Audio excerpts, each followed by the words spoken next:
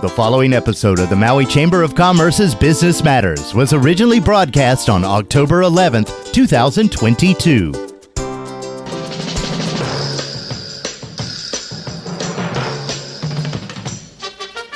Good morning. It's time for Business Matters with your host, Pam Toompop. Good morning, Pam.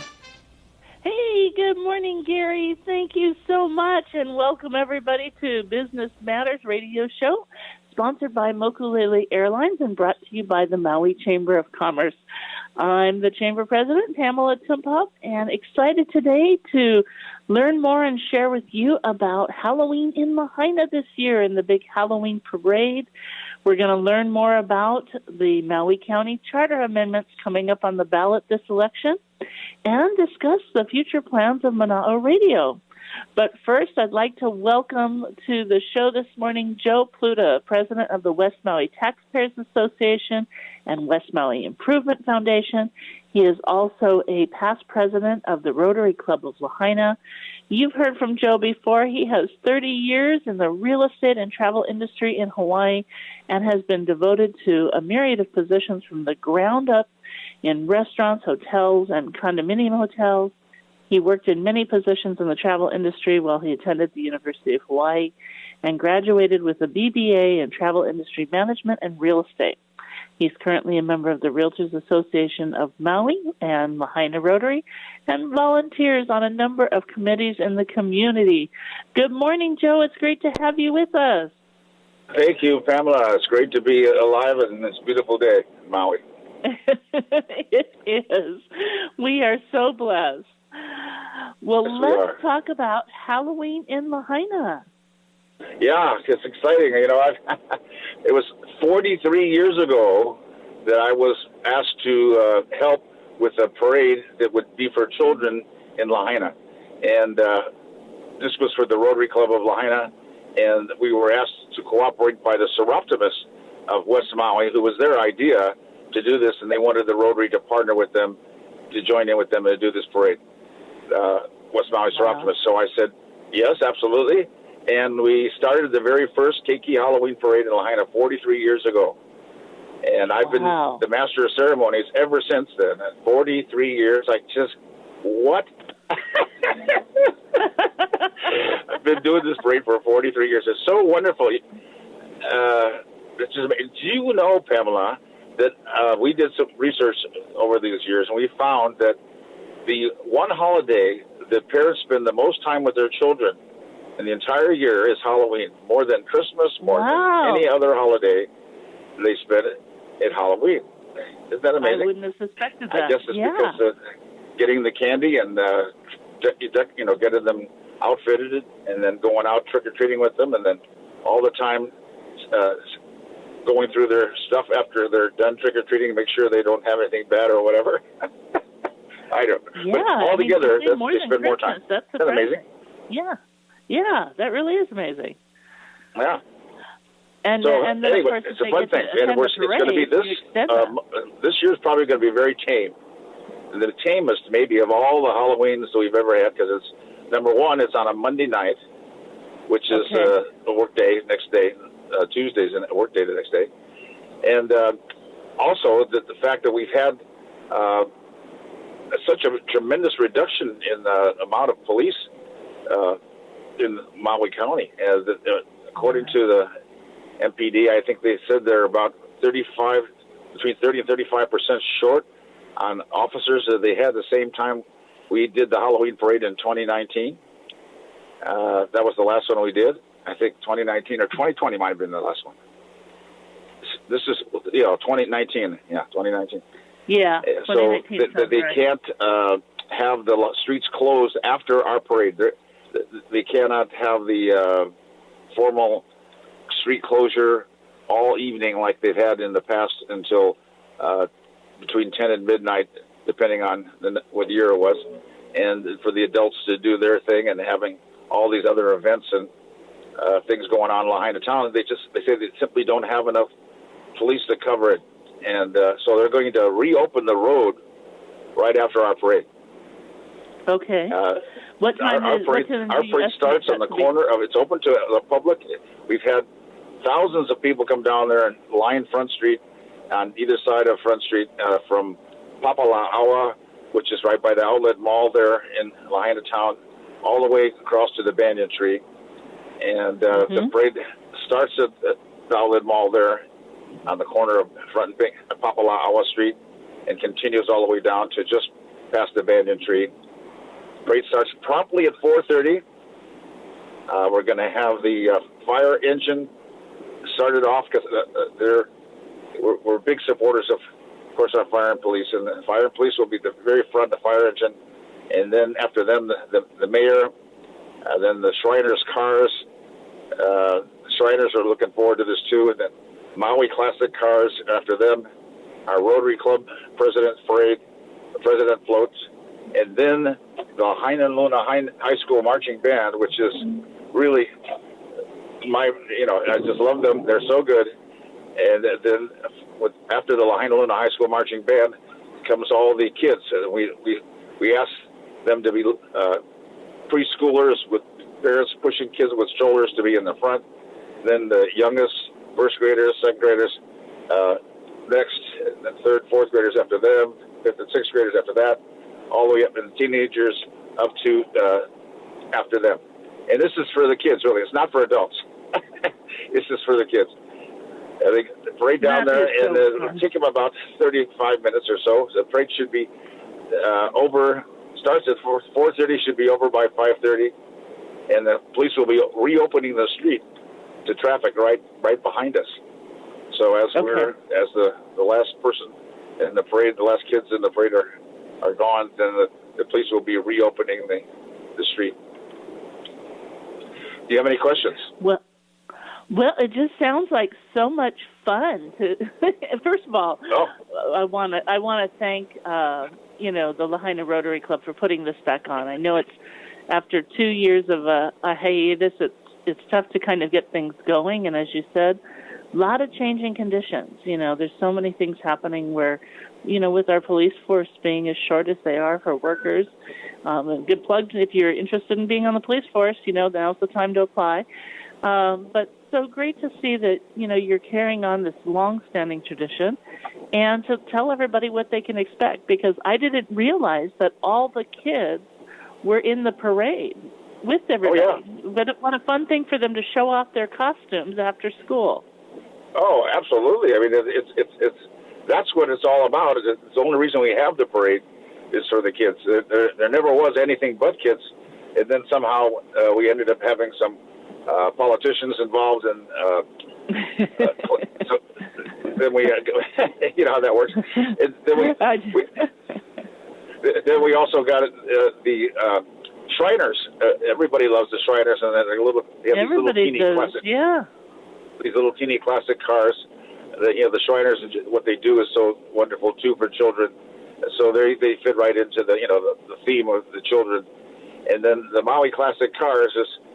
They were added in simply because their kids are fascinated by those incredible cars that they're so unique and special, and the kids are fascinated by them, so they like to see them. And then the kids, then the band, of course, the band. Yes. The really cool thing about the band this year is that this will be the first time that the new band leader for Lahainaluna will be there, but he is a prior student from Lahainaluna and had marched in and had been a member of the marching band for 3 years, marching in the parade previously as a student before he went off to college, got his degree and everything, and came back, and here he is now, full circle. So I just love that when I see that. That means that those lucky children now at Lahainaluna High School in the band have somebody who's been there, done that, and has such a love and passion for that he made it his vocation to come back and to do that. That is so cool to me. I think that's a great example. Yeah, that really is cool to show them that you can have an amazing career in music and come back and teach, and to bring it back full circle. That's really exciting. What's his name? Well, another thing people don't know is I found out is that high school students get in marching bands, people, they have a leg up on getting a full scholarship from universities who go out and recruit and give full scholarships to students who have been marching bands, because all these universities have marching band units, and it's so hard to get qualified people in their marching bands. So they go out there and offer full scholarships to people who have been in marching bands from high school. So that is, I mean, you talk about something that we're widely known and how much value there's in that. Every parent would be putting their kid in marching band for sure. I was going to say this news is a little late for me, Joe. A little late.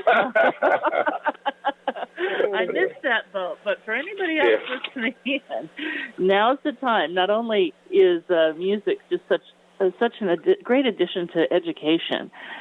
Years ago, when I worked at the cable company, they talked about how several brilliant men of their time, including Albert Einstein, would get together once a week. And they would just talk about life and different theories that they had, and they came from different vocations, but they were all brilliant men and leaders of their time. And one day they were having a discussion. This was taught to us by the National Institute of Science and Technology. From the federal level, they came in and they were doing a program to recognize outstanding science students in Maui. And they told this story. But what these brilliant men had in common, one day they were talking about what they thought helped add to their brilliance or kept them, brilliant or contributed to their level of brilliance. And they all thought about it. And as they talked about their upbringing and different things, they realized the connection was music.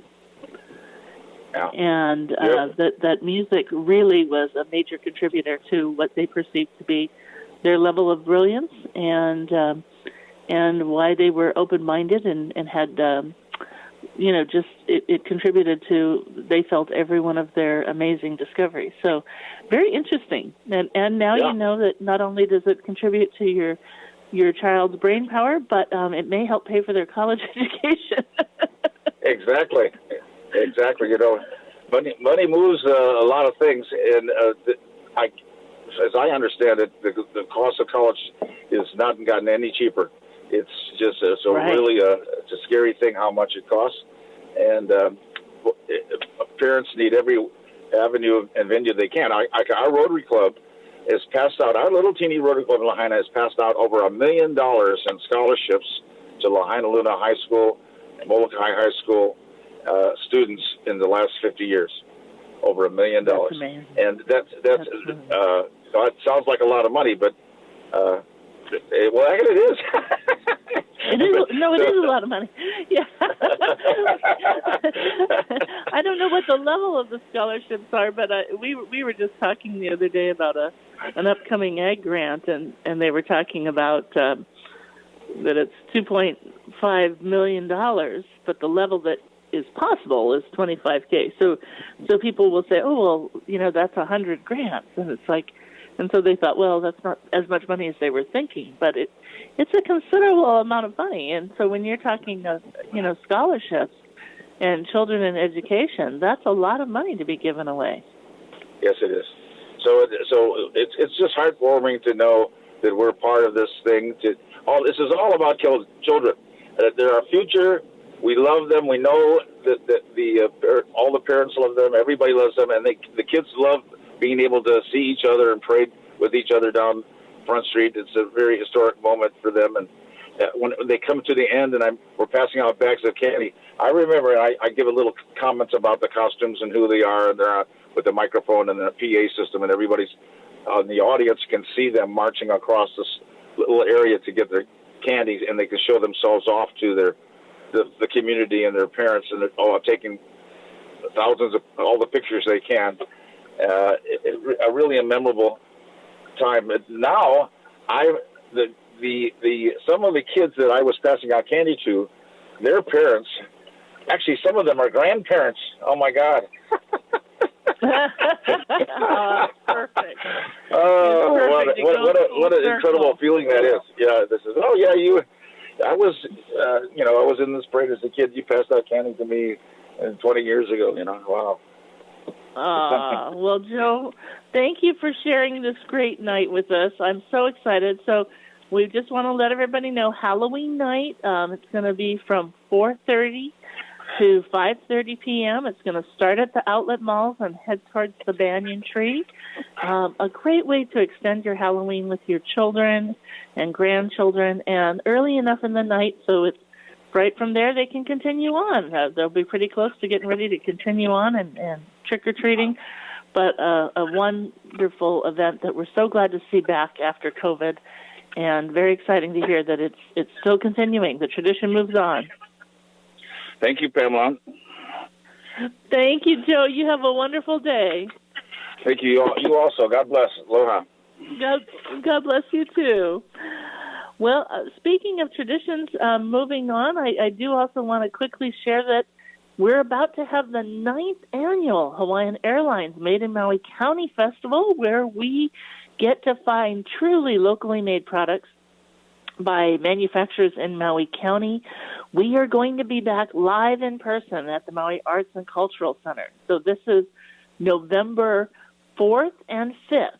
Friday is our exclusive shopping day. It's also when we have our wholesale buyers and distributors, and that day starts in the afternoon at 1 p.m. So tickets for that are available, $50 at the Maui Arts and Cultural Center box office. And then on Saturday, November 5th, that's the big festival day when everybody wants to come out. Tickets are $7 at the Maui Arts and Cultural Center box office. A great day to come out. I just want to remind everybody, the first 2,000 in the gate get the free festival tote bag. So you want to come in early, get your free festival tote bag, and shop. We're going to have wonderful food trucks, entertainment, and not only are we going to be live at the MAC, but we're going to be live streaming and be sharing our program with the world to take advantage of all the great things that we did while we had to do virtual events. Continue to let people who wanted to shop across the globe connect with our local manufacturers and buy truly made in Maui County. So don't miss November 4th and 5th coming up soon as well. We're going to be right back after a brief commercial break from our sponsor, Mokulele Airlines. Mokulele Airlines operates the largest commuter airline hub in the country, right here in Kahului. Fly Mokulele from Kahului to Molokai, Lanai, Hana, Waimea, Kona, and now Hilo. Mokulele also operates the only flights between Kapalua and Honolulu. There is never a middle seat on Mokulele, and every seat has a window and aisle. Visit mokuleleairlines.com and take your next flight from the newly renovated Mokulele Terminal. And we're back. Well, we are going to continue our discussion on charter amendments, and we have the perfect person to help us out with that this morning, Dave DeLeon. He has had 40 years of involvement with the County of Maui, working with 2 administrations. He also served on the last 2 charter commissions, and this year was trying to help change things with running on the county council. So he didn't make it into the final 2 for the election this year, but we are grateful with all of Dave's knowledge on the Charter Commission that he's here to share some more about that with us. The last time we covered proposals 1, 3, and 11. So good morning, Dave. I'm so glad to have you on and excited to talk about continued proposals since we've got quite a few of them. Yes, we do. Good morning. Good morning. Thank you so much for being on the show with us. And I also noticed that the Maui News recently published some of the costs of these proposals. So we've got some of that we could talk about as well. That's true, yes. Which ones would you like to start with today? There's some really tricky ones I think that the voters will be challenged by. I think we should try to address those. And I'm thinking of number 2, EV resources. Number 9, the police commission's requirement to report to the police chief's requirement to report to the police commission, and number 10, the creation of an independent nomination board. Each one of those guys are real humdingers, so we need to take a deep breath and try to jump into those, I think. I agree with you. Let's start. Let's start with number 2. Number 2 is is the creation of a new department of Oiwi resources.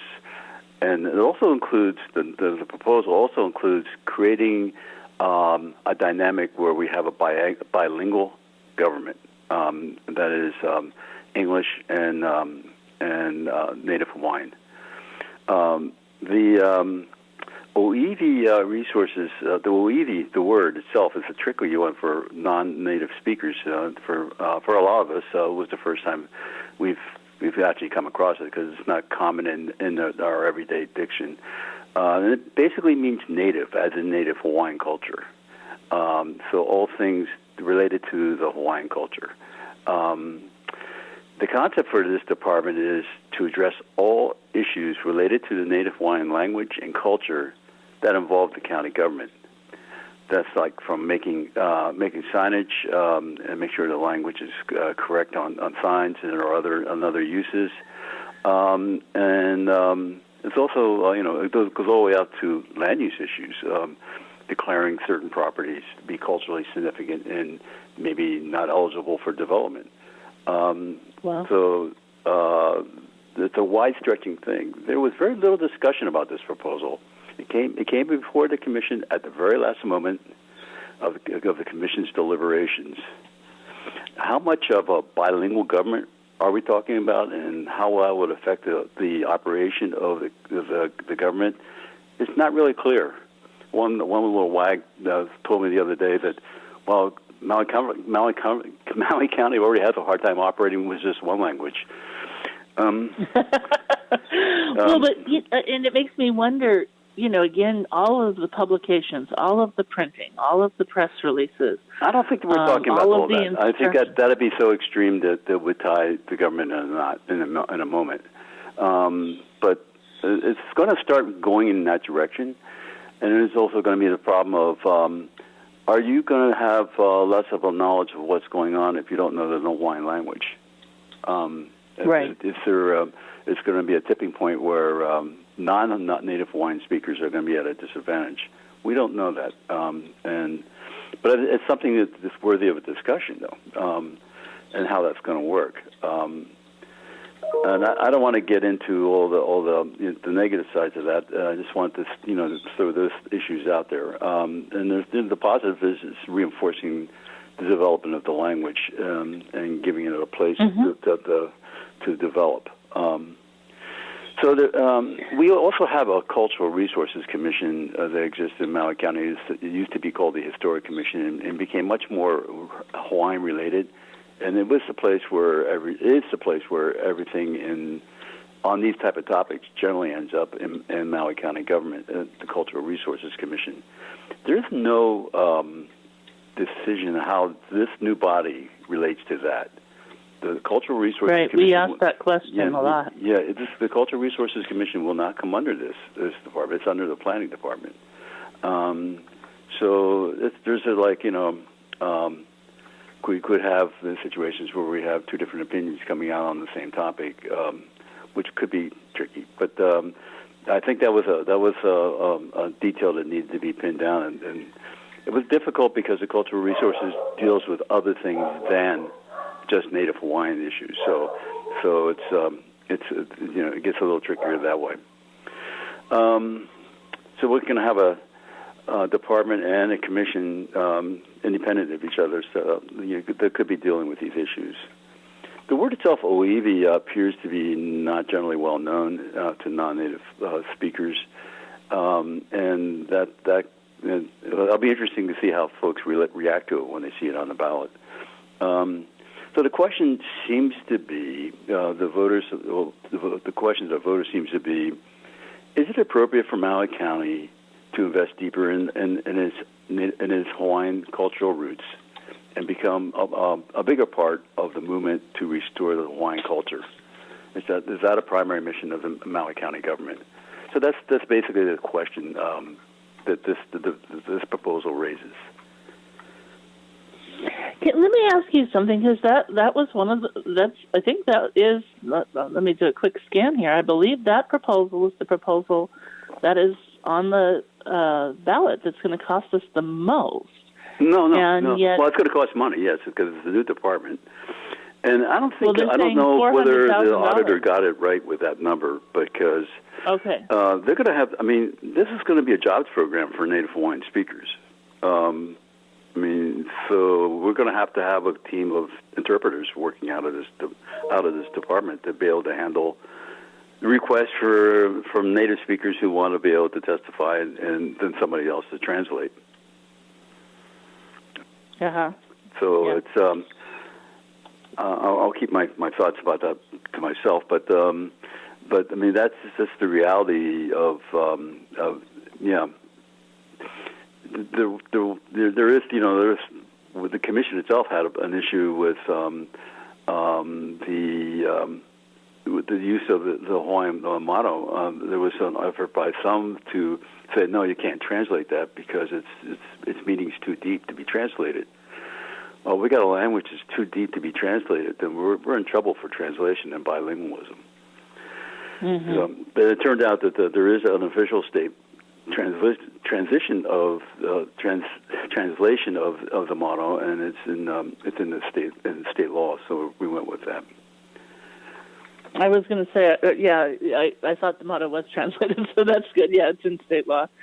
So that's interesting, though, and again, it also relates to some of the work that I've been looking at and learning about, which is the Aloha Spirit, and again, the struggle, given the breadth of what the Aloha Spirit means, is many cultural experts tried to come together to help define it, which is also now defined in state law by Antitilahi Paki, but it was a thing that, again, was such a big challenge to figure out, given the breadth of the language and the deeper meaning, how do you come together and get everybody to coalesce on I think we're going to have some challenges for meanings because some of the interpreters are more political minded than others, and they'll have their bent they'll want to have on translations.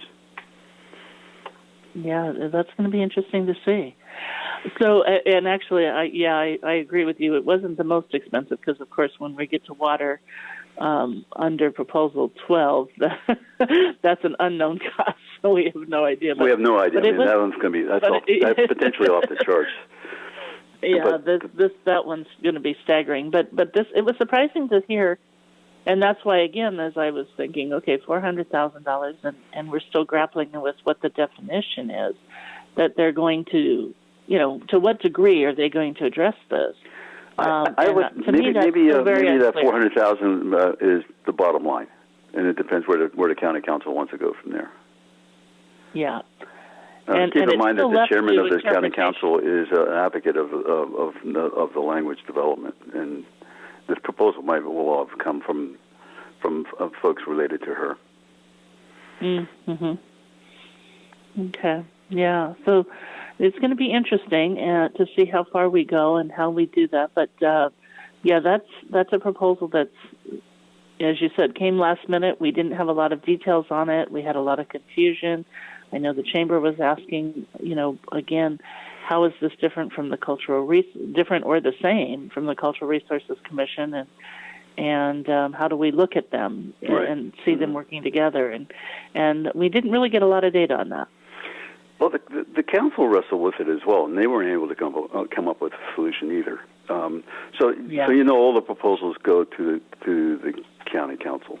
All the charter commission proposals are reviewed and commented on by the county council, and the county council can offer alternatives.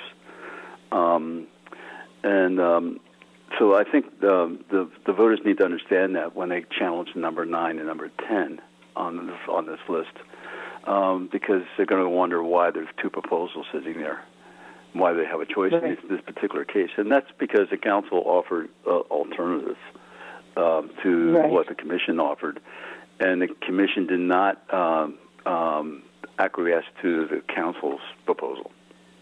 So we were left with two proposals on the table. In the case of number 9, the choices. Either choice is probably going to be fine. There's not a major differential between a number. Basically, the the police commission asked for this proposal, I believe, and basically requires that when the police chief does not agree with a position taken by the police commission, maybe say in terms of discipline or some other issue, then the chief is required to report to send a report in writing, setting out the findings why he did not agree with the commission's report, so the difference between these two proposals is one is the Charter Commission one says he'd have to do that in all circumstances, and the second part, I think, which is a better one, is from the council, which says he only has to make that report if the commission so deems it wants one. So for every anything, there would not have to be a report issued, but stuff that the commission can put easily to say, and we want to have it here back if you have any differences on this. And to me, just one of these would have been fine. I don't know why we have to have this kind of set up on the charter proposal to the voters, but we do. So that's why they're like that. I was watching a show and participating in a meeting where everybody was saying, at a certain point, you just have to make the tough call, make one choice. Right. Right. Yeah. I mean, it's hard enough for the voters as it is because they're having to choose and do a lot of homework to understand this. And the more options we give, that's the whole point of the Charter Commission, is to come up. We do it every 10 years, and it's one of the things that you and so many others spend a great deal of time on, which is to try and hone this down and get to address the issues that are critical issues and things that really are worthy of Charter Commission changes as well. Or not Charter Commission, but Charter changes. But, it is confusing. And so when you look at it and when you read some of the things that are covering it, even in the paper as they're talking about this, they're putting it into dollar amounts. Now when you look at Proposal 9 and 9A, and there's different dollar amounts on this, you're seeing dollar amounts not correlated with the language on the charter amendment. So it's hard to understand. Okay, so that obviously if the chief has to do it all the time, doesn't agree, and has to do it all the time, we're talking about $100,000. And if it's only on more Manini items, then maybe it's going to cost us less than $25,000. But as we're getting pieces and parts that are that are published separately. I know. Yeah, it's not all coalesced. It's harder to understand. Yeah, it's not coalesced. The commission's list of proposals and the council's are not even coalesced. So they're coming at the voters from two different angles. And I've been talking to people who are pretty astute, who are actually putting out information to their friends, saying, "Here's the 11 proposals." I said, "Well, wait a minute. There's 2 more." Then they go, "What?" Right. Because it's the process has not been clear, and it hasn't been amendable to the two sides working together on it, I guess. I don't know why it's impossible to put the councils. Well, the commission actually took the effort to do an articulation of why of the proposal. The council did not. Theirs is in a resolution that's very long and very deep, and it's not written for the average voter. So at least in number 12, that is, it goes on for pages. So it's not that accessible, and it's hard for anybody in the bureaucracy just to boil that down for the council without the council agreeing, because then you're opening yourself up to a political minefield. And so that's the challenge. So and I don't know if most people weren't conscious of this, but we had a very activist charter commission, and this last item, number 10. Not the last item, but I mean the item number 10 is it's pretty indicative of that. The original concept I kind of agreed with, and I was actually supporting it, and that was to set up a nomination board for boards and commissions nominations, when the idea was to help the mayor recruit and get nominees from the different districts, so that you have a better spread of representation and a better knowledge of who you're appointing, and better recruitment, because recruitment's got to be a problem for the county. Folks aren't signing up for boards and commissions like they used to on their own. It takes more than a press release to get them there. So this is supposed to be a nine-body board with one person coming from every council district. They're spreading out, the connections with the community so that you'd have a deeper penetration. And but there was also another proposal to have another nomination board for the chief appointed officers of the counties, like the corporation counsel, the prosecuting attorney, the county clerk, and the auditor. And that separate entity was going to have a body of experts, like mainly attorneys, who would review the applicants and make their best recommendation to the mayor. That body would have been appointed by the mayor and then confirmed by the council. The county council's proposal flipped this on, and what happened was, I'm sorry, I'm skipping a page here. So at the very end, that second body was scrapped. The expert panel was scrapped, but the responsibility for nominating these high-end, often legal-based experts to run our government, parts of our government, very important positions. The chief attorney, chief civil attorney, the prosecutor who chases down, makes sure he also runs the department that keeps us safe from criminals running around in our community. These are very high-end positions and require good scrutiny. And traditionally, the mayor makes that appointment by himself. That original body would have made that recommendation using a body of experts. Now we have it. We've combined it with this boards and commissions body, which does not have any kind of expertise at all required. You just have to live in a district. There's no guarantee that any of this is, you're going to have people who have the qualifications to be able to make that recommendation to the mayor. And it's going to be based on knowledge and ability of the board, because the board is not set up that way. It's only for boards and commissions, which are laymen, without any expertise. So that in itself, both proposals continues with that mindset. The county council complicated it a little bit more by increasing it to an 11-member board, so that the council would appoint 9 of the members.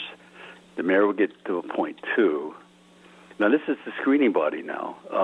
So the council gets to be on the front end of the screening. The mayor makes his nomination, and then at the very end, they get to confirm that nomination. So they have control at the front and the end of the process. This is an administrative process. It's not a legislative process. And so the council really doesn't have a responsibility here under the traditional way we do government in the United States. And for the council to insert itself like that really kind of, like, to me, was a poison pill. It was like, and the council did something I thought what made sense was they dropped the auditor and the county clerk out of this concept. That those 2 should be appointed by the council as it is now. I'm fine with that. But for the council to get itself inserted by appointing their people to the front and then have confirmation power at the end means the mayor really doesn't get to pick his corporation counsel. And we have a body of non-experts picking our prosecutor, which makes me heebie-jeebie. It's really not a good concept. If this had stayed with just boards and commissions, I would have supported it, but I really think that the voters should reject both of these proposals because the fundamental function of that they're proposing is wrong. It's not set up for. I mean, I think if the commission had some more time to wrestle with this, just a little bit more time, we might have worked out some of the problems. But But at the end of our process, we were on a timetable. We were running really fast and hard. At one point, this commission was making decisions every 15 minutes.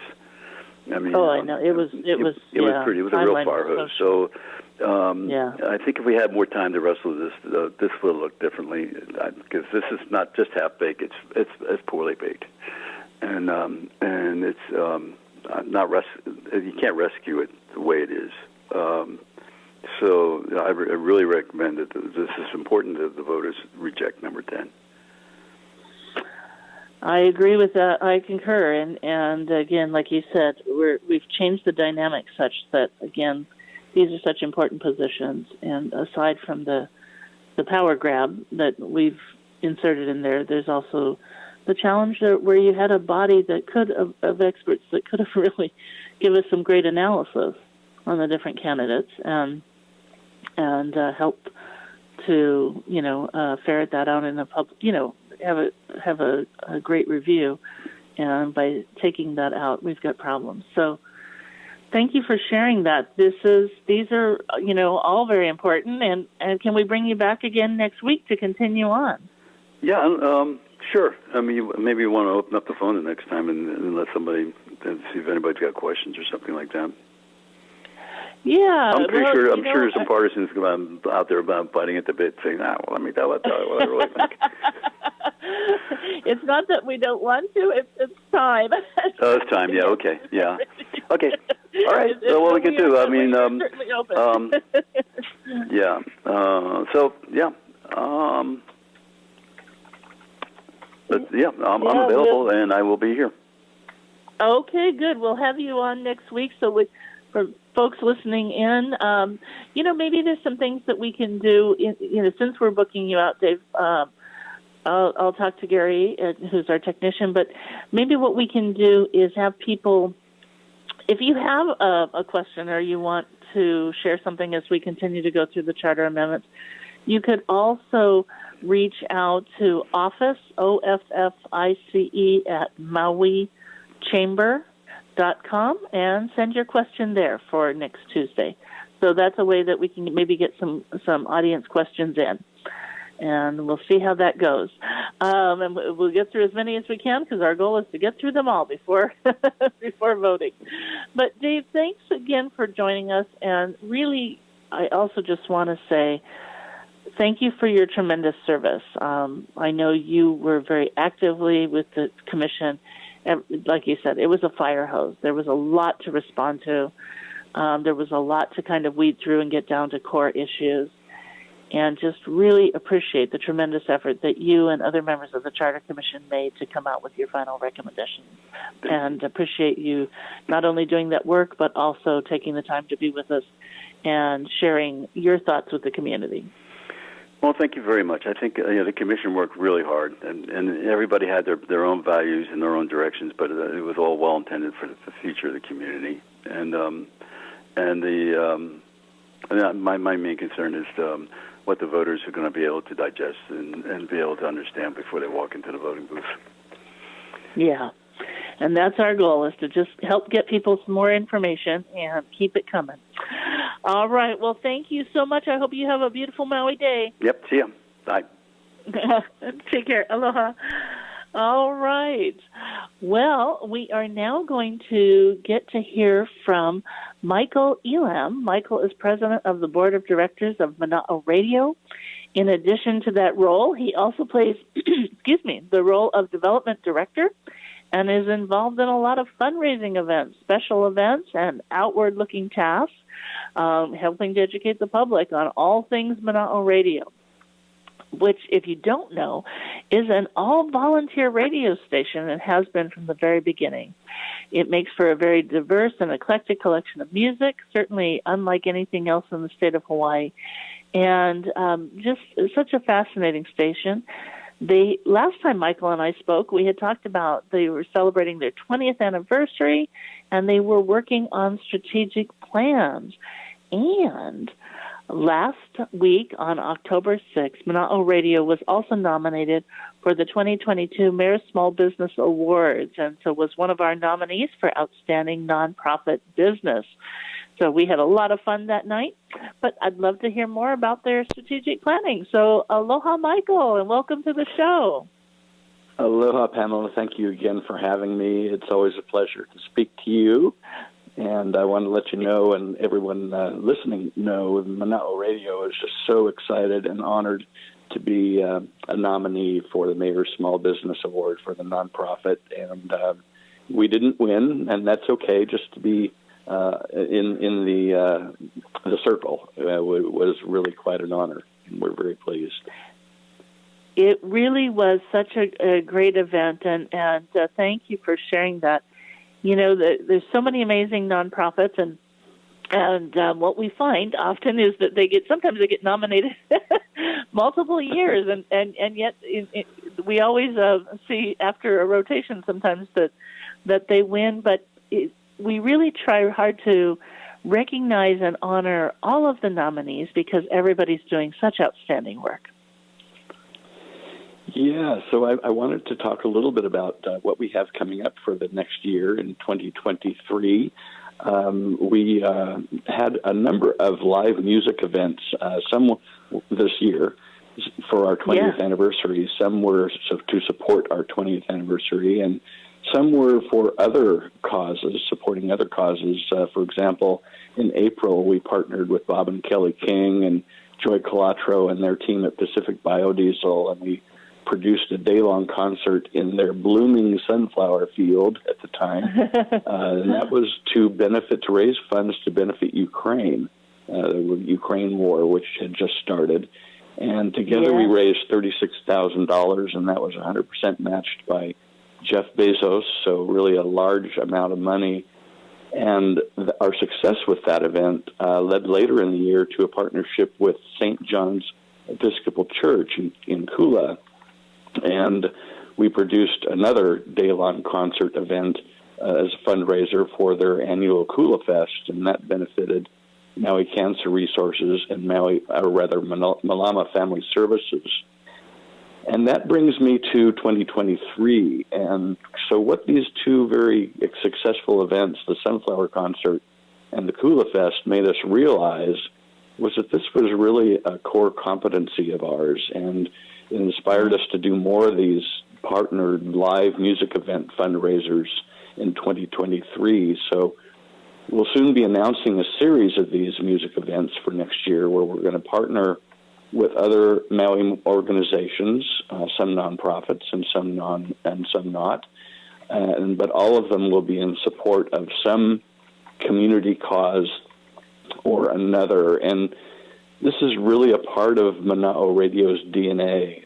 It allows us to apply our volunteers, our skills, and our resources to give back to the Maui community in a way that brings people together through the shared love of music, and that's really what we're all about. So my ask this morning is for everyone, first of all, to tune in to us at 91.7 FM on your Maui radio dial, or you can find us online at mana'oradio.com. And if you would like, you can sign up for our email list at mana'oradio.com so you can learn about what we'll be offering in the way of live music partnerships next year, supporting these community causes. I think that's really spectacular. That's something the nonprofit sector does really well, which is to really examine their mission and also align with their core competencies and determine how they can best serve. And I think you found a great home run here. I mean, this this is a spectacular piece that I don't know how much that was or wasn't associated with the strategic plan, but to really, as you probably did the SWOT analysis through the plan, look at all of that and come to that conclusion, and then to look at how you can leverage your services to support so many good causes and worthy projects in our community. I'm very impressed. I love this idea. Well, great. And I hope to see you at one or more of them next year. And it really I will definitely be coming. But it really speaks to our mission. I wasn't aware. But I don't okay, well, we're going to make you aware this time. Yes, please. We're going to make everyone aware. Now. Yeah. No, so our mission is enriching lives in the Maui community and beyond through the shared love of music. And, of course, we do that on the air, and we do it in a number of ways. But these live music events and supporting other nonprofits and supporting various causes in our community is just a terrific way for us to give back. And everyone in our volunteer team wants to be involved, to help out. Yeah.